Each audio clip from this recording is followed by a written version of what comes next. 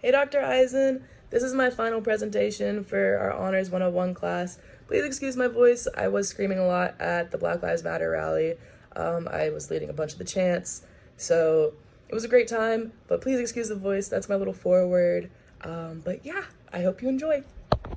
So coming into this semester, I was so excited to get this class. I was so happy, so ready, because I don't love prisons, but I love the study of prisons. I love the study of the criminal mind. I love the study of what goes on in prisons, and I've always wanted to change that.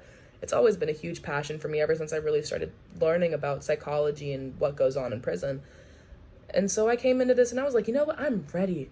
I'm ready to learn about, stuff I already knew. I thought I was gonna kill it and just be all over the place, knowing everything. And kind of within the first week, I was like, whoa, there's so much stuff that I didn't know. There's so much of a history and a background of this stuff that I just can't go in and change a prison. I need to go in and change a mindset. I need to go in and change the way the world looks at criminals. I need to go in and change the way that America treats people who are wound up in the criminal justice system. And I got that from the first time we talked about convict leasing. I got that from when we learned about how redlining and urbanization and stuff like that contributed to the issues that lead people to prison. The unfortunate situations that people are put in beforehand, and the way that the government and other people continue to treat people they view as different than them is a main part in why people go to prison and why people are seen as criminals or as dirty and different and just all these different things that people don't deserve because of the situations that they're in, the situations that they can't change, like the color of their skin, where they're from. For example, Puerto Rico. Why are we militarizing and policing Puerto Rico as we are when they're just people who want freedom just like we do? Why are we sitting there and calling Black people criminals just because of the color of their skin? Why do we walk to the other side of the street? And now I kind of know. Because there is a sense of de facto discrimination and racism that has been instilled into this community of America. And it's so sad. It's so sad to see all of these people just seen as different because that's the way it's been for 300 years. And I really want to go in and change that. I really want to take this perspective and go in and change it. From here, I actually plan to continue my studies of forensic psychology, criminology, and why prisons. I really want to kind of find a way to understand where the idea of criminality comes from and then where the action takes place and find a way to stop it. Because I don't know if I can change prisons.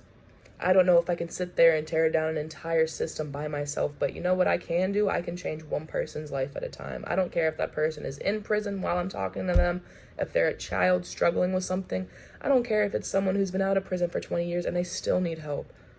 I feel so not even needed in this community, but I feel like I have to do this because I won't feel right if I don't. I won't feel like I did my part of society unless I go out and help the people who are in jail, because most of them have mental health issues. Most of them are just trying to get to a better place in life that everyone is telling them they need to get to. And to do that, they had to do something illegal, something that went against the government and all that stuff. So we lock them up and treat them like caged animals, like they're violent and dirty when half of them are there for non-violent drug offenses. And I can't get over that fact. There's nothing in my brain that can rack around the fact that 50% of the prison population is drug addicts who need help, who need rehab, who need something better for themselves. So from here, I really plan on continuing on my path and just lighting that fire even more. So with this new information and perspective, I really plan on trying to break the cycle before it even starts, whether that be offering therapy, offering different services, opportunities to people who need it and in crisis communities, such as urban areas, downtown areas, quote unquote, the hood, and things like that, because that's going to be a big way to break down the prison systems. If they don't have people going in, they're not going to continue to get money and to get this power and respect that they think they have, because people aren't committing crimes. Do I plan to stop everyone from committing crimes? No. A murderer will murder. A rapist will rape. But a drug addict doesn't have to go to jail. Someone who's stealing eggs from the grocery store for their kids to feed doesn't have to go to jail. If I can make it so people aren't actually beginning to get into the system, it'll be so much easier to focus on the people who are actually in the system and get them the help that they need. Because at that point, I want to be actually understanding the criminal mindset and understanding why people are doing what they're doing and what makes them think this way. Because, I mean, everyone's had the idea to steal. Everyone's had the idea to do a drug.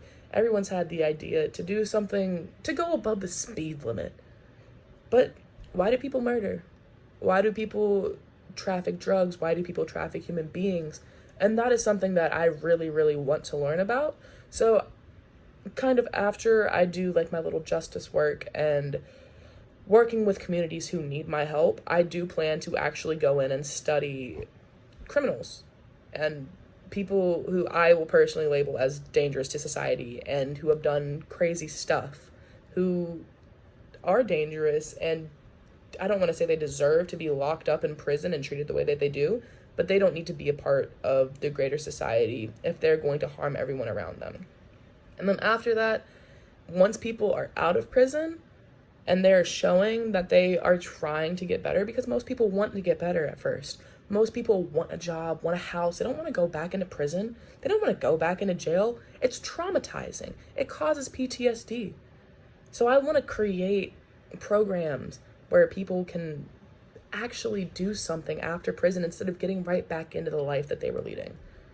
Because it's not helpful to anyone, except for the prison systems. They're going to keep getting money.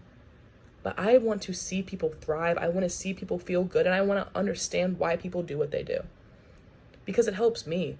It helps the world around us. And it helps society in general to be a better place if we can understand. And if we can come together as actual people.